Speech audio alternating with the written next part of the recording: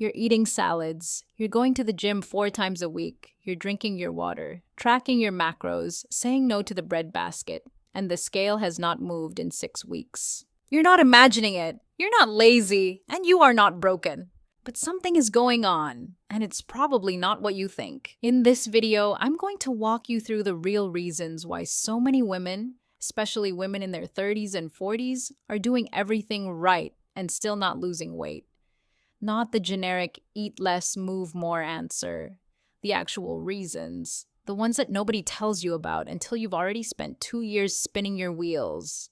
Let's get into it. So first, can we just acknowledge how frustrating this is? You've probably already Googled, why am I not losing weight 100 times?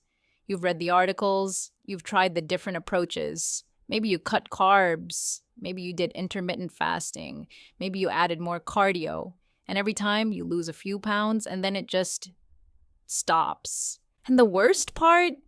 People around you, maybe your partner, your doctor, even a well-meaning friend, look at you like you must be doing something wrong. Like if you were really trying, it would be working. I want you to know that feeling is valid and the science actually backs you up. Because here's the thing, weight loss is not just about calories in, calories out. That's part of it, sure.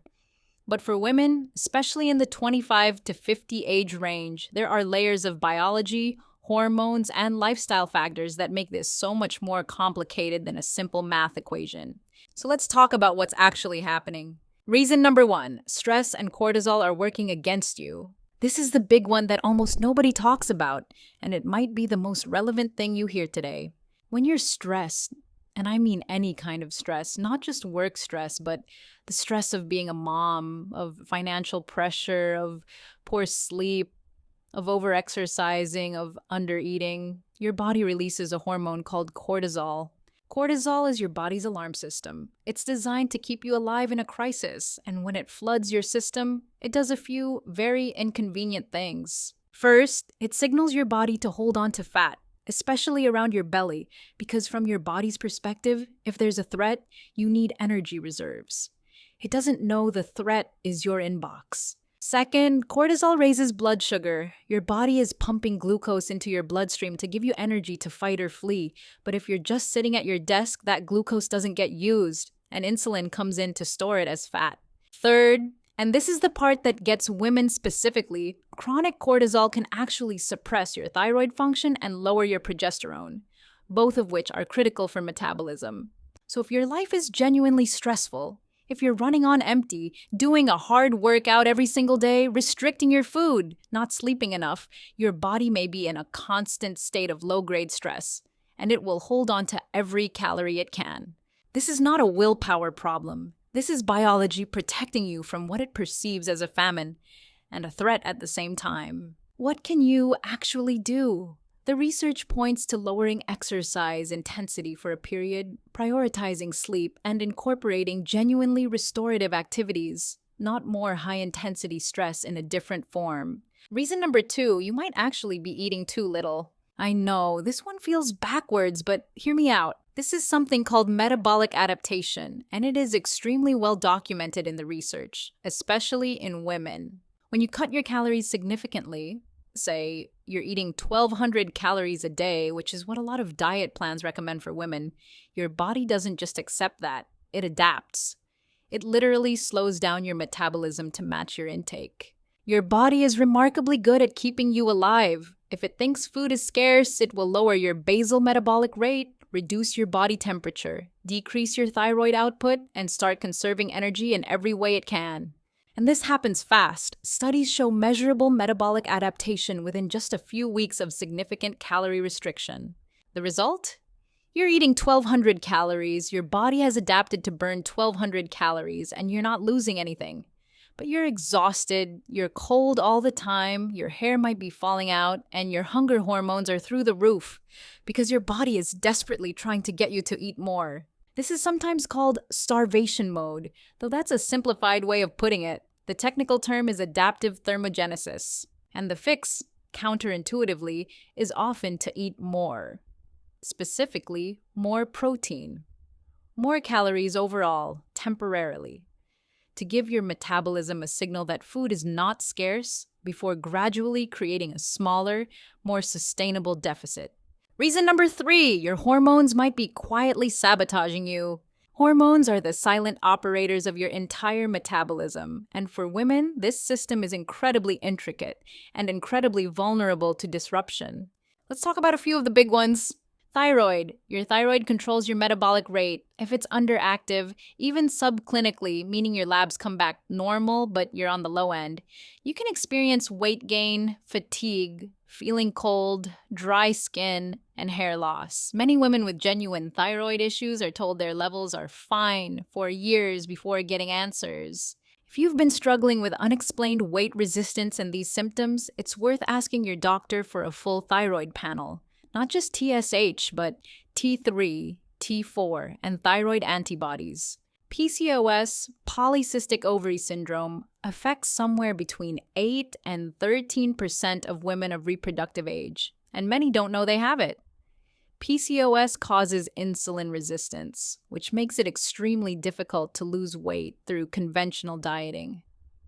In fact, standard calorie restriction can sometimes make PCOS-related weight issues worse by increasing stress hormones. And then there's perimenopause. If you're in your late 30s or 40s and things just feel different, if the weight is going to your belly instead of your hips and thighs like it used to, if your cycle is changing, if you're not sleeping well, you may be in perimenopause.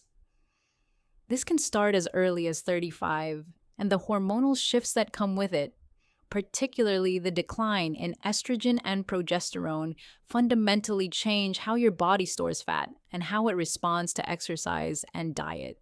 This isn't talked about nearly enough. Perimenopause is not menopause. It's the years-long transition leading up to it, and it can profoundly affect your weight in ways that your old approach simply won't address. Reason number 4, you're not sleeping enough, and it's wrecking your hunger hormones. If you are chronically sleeping less than 7 hours a night, I want you to really sit with this one. Sleep deprivation does something very specific and very measurable to 2 hormones, ghrelin and leptin. Ghrelin is your hunger hormone, the one that makes you want to eat. Leptin is your satiety hormone, the one that tells you you're full and satisfied. When you don't get enough sleep, ghrelin goes up and leptin goes down.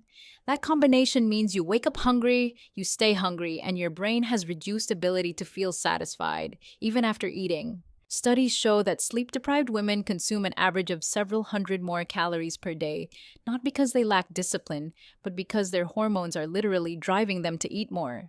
And it gets worse. Sleep deprivation also raises cortisol, it impairs insulin sensitivity, and it reduces growth hormone, which is important for muscle maintenance and fat burning. So, if you are a woman who is eating well and exercising and not sleeping, you may be actively undermining everything else you're doing. Sleep is not optional, it is foundational. Reason number 5, your gut health might be more involved than you realize. This is an area of rapidly growing research, and while we don't have all the answers yet, what we do know is significant. Your gut microbiome, the trillions of bacteria living in your digestive tract, plays a role in how you extract energy from food, how you regulate hunger hormones, how your immune system functions, and even how much inflammation you carry. Some studies have found that people with less diverse gut microbiomes tend to extract more calories from the same food compared to people with more diverse microbiomes. In other words, the same meal can have a different metabolic effect depending on the state of your gut. What disrupts your gut microbiome? Antibiotic use, high stress, poor sleep, a diet low in fiber and plant diversity, and ironically, a lot of ultra-processed diet foods. What supports it? A wide variety of vegetables and fruits, fermented foods like yogurt, kimchi, and kefir, and consistent fiber intake. This isn't about going on a special gut cleanse. It's about recognizing that your digestive health is a genuine factor in your metabolic health, and it's often overlooked. Reason number 6, hidden calorie traps and clean eating myths. Okay, I want to end on this one because it's extremely common and it trips up even the most diligent people. You might think you're eating really well, and maybe you are, but there are a handful of places where calories hide in ways that feel healthy, and they add up faster than you'd think. Smoothies. A smoothie from a popular chain can have 400 to 600 calories and 60 to 80 grams of sugar, even the green ones. Your homemade smoothie with a banana, almond butter, oat milk, protein powder, and berries, easily 500 to 600 calories. Dressings and sauces. 2 tablespoons of olive oil is 240 calories. A generous pour of Caesar dressing at a restaurant might be 300 calories before you even count the croutons. These are healthy foods, but calories are calories. Clean snacks. Almond butter, nuts, avocado, granola, all genuinely nutritious, all extremely calorie dense. A handful of almonds is around 200 calories. Most people eat 2 or 3 handfuls and don't count it. Restaurant portions. Even when you order something healthy at a restaurant, portions are typically 2 to 3 times what you'd make at home. The salmon salad that sounds virtuous might have 900 calories with the dressing and croutons. Alcohol. This one doesn't get enough attention. A glass of wine is 120 to 150 calories. A vodka soda is around 100. 2 drinks on a Friday night is 300 extra calories that most people don't count. And alcohol also temporarily pauses fat burning while your liver processes it. None of this means you're eating badly. It means that tracking is harder than it looks. And if you've been estimating rather than measuring, there's a good chance your actual intake is higher than you think. So here's where we land. If you've been doing everything right and still not losing weight, the answer is not to try harder. It's not to cut more calories or add more cardio. In fact, doing either of those things without addressing the root cause will likely make things worse. The answer is to ask better questions, to get your hormones checked, to look at your sleep, to examine your stress load, not just your diet, to consider whether your body might be in a state of chronic adaptation that needs a reset. Weight loss resistance in women is real, it is documented, and it has real addressable causes. You don't need to be perfect, you need to be informed. If this video was helpful, hit subscribe. I cover topics like this every week, specifically for women who are tired of being handed advice that wasn't designed for them. And if you want to go deeper on any of these topics, cortisol, hormones, metabolic adaptation, let me know in the comments. I'll make it. Take care of yourself. You've got this.